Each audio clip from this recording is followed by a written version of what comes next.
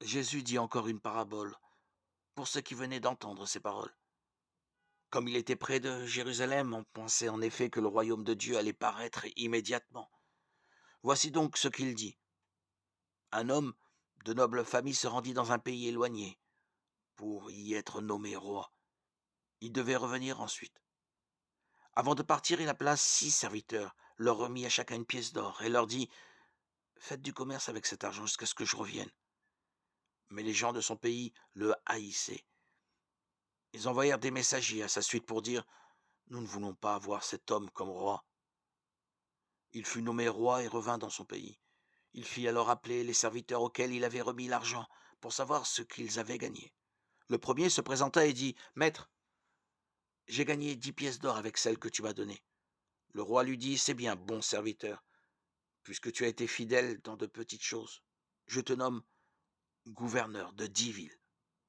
Le deuxième serviteur vint et dit: Maître, j'ai gagné 5 pièces d'or avec celles que tu m'as données. Le roi dit à celui-là: Toi, je te nomme gouverneur de 5 villes. Un autre serviteur vint et dit: Maître, voici ta pièce d'or. Je l'ai gardée cachée dans un mouchoir. J'avais peur de toi, car tu es un homme dur. Tu prends ce que tu n'as pas déposé. Tu moissonnes ce que tu n'as pas semé. Le roi lui dit: Mauvais serviteur, je vais te juger sur tes propres paroles. Tu savais que je suis un homme dur, que je prends ce que je n'ai pas déposé et moissonne ce que je n'ai pas semé. Alors pourquoi n'as-tu pas placé mon argent dans une banque? À mon retour, j'aurais pu le retirer avec l'intérêt.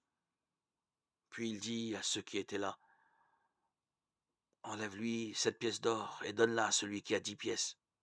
Ils lui dirent: Maître, il a déjà 10 pièces. Je vous le dis, répondit-il, à celui à qui l'on donnera davantage. Tandis qu'à celui qui n'a rien, on enlèvera même le peu qu'il a.